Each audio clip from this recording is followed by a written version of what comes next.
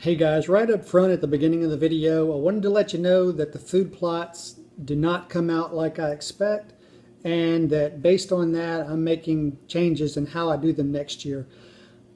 I decided I was going to just not do the video, just delete it, and not even submit it. But I got to thinking, there's a lot of things that are in the video that are still helpful, even if I'm not going to do it the same way next time. There's still some good information in the video. Hopefully it's still something you can learn from and find it useful anyway. I hope so. Anyway, give it a look. Yeah, into the dirt a little bit better. So this is my setup, a little Kubota 50 horse tractor, a 6-foot wide discs. And you can see on the right, you see the thatch left over from killing the grass. And then on the left hand side, you see the dirt that I'm disking, and pretty clear delineation between the two, and it's disking up pretty good. It's not a deep disc. I'm just kind of running over the surface just to disturb it a little bit so we get good seed to soil contact.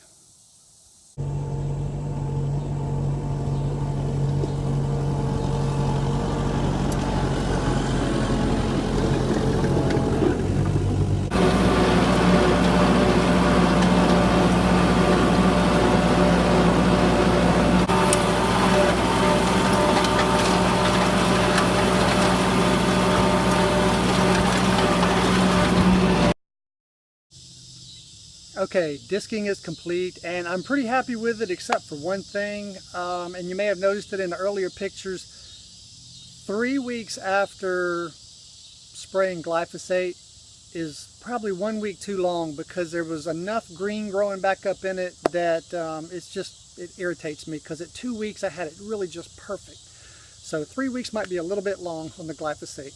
I think one disking is going to be just fine. So I'm going to take the four-wheeler and just run that grading around and kind of smooth it out just a little bit, and it's going to be ready for seeds in a roll. So other than that, other than just waiting a little bit too long with after the glyphosate, all good.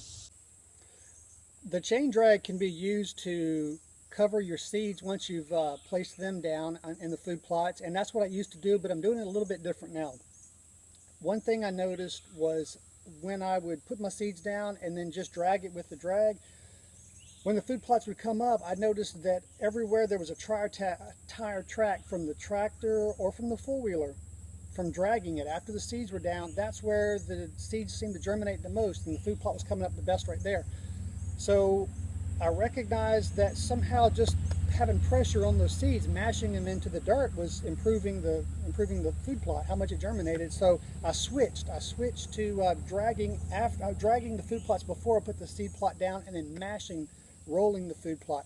And the reason I drag it before is I've noticed that when you disc the food plot, you end up with little rows, like little miniature garden rows. And when you drag the roller, it's just going to roll and mash the tops of those ridges. It's not going to mash in between them. So the more level you can get the dirt before you roll it, the better contact you're going to have between the roller and the dirt, and therefore your seeds are going to come up a lot better.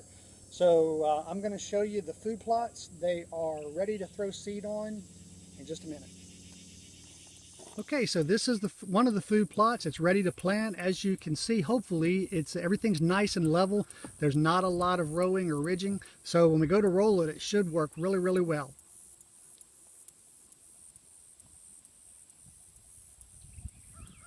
So we'll throw the seeds out and roll it, and voila, it's done.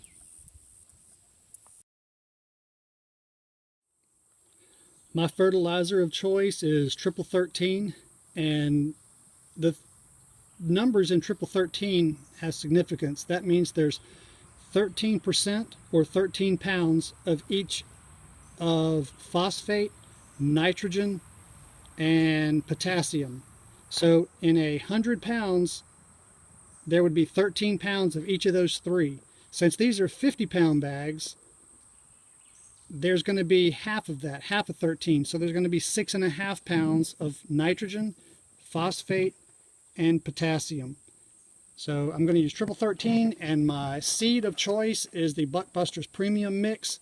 It is the very same as their regular mix, except they add into it two components, which are chicory and plantain.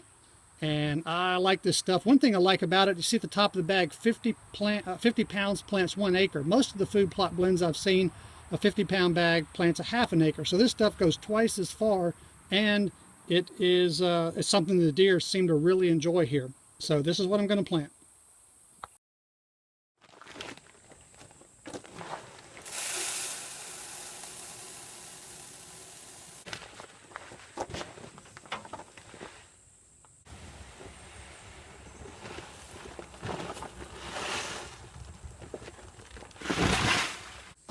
I'm going to reach down in the hopper and try to hand mix the fertilizer and the seed, because I poured one on top of the other, and I know right now if I start spinning it's just going to throw out pure fertilizer. So I'm going to start mixing it up a little bit by hand, and as I'm adding these I'll do that all the way until I have it full.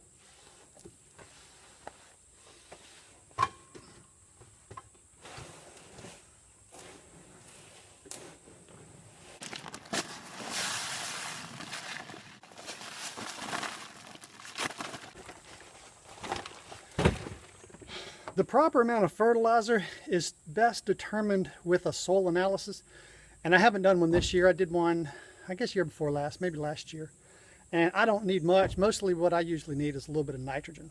I'm pretty much good on everything else, but it never hurts to throw triple 13 on it. Some people will often go and get triple 8 because it's a little cheaper at the co-op, but when you think about it, you're only getting 8 pounds per 100 pounds of each of those components.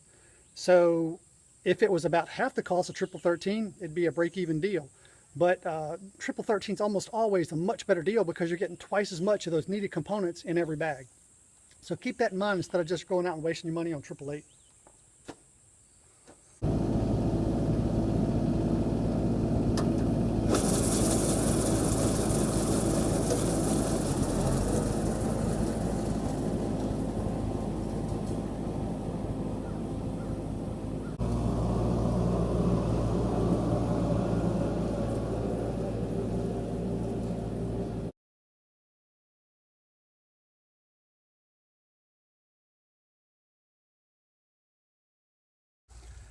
Very, very important, when you finish with your seeder, it's a good idea to put a gallon of diesel through it after you rinse it off real good. That fertilizer will corrode everything. So I'm going to take a spray hose, spray it out real good, spray the tractor, the back end off real good, lock it, close it up, put a gallon of diesel in it, and spin it and spin it and spin it until the diesel's gone, and that will help prevent your seeder from corroding.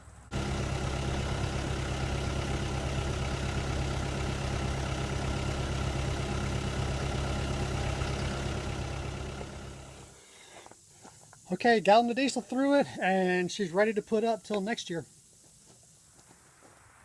This is a 7-foot roller on the tractor. We're going to use it to roll the seeds and press the seeds down into the dirt.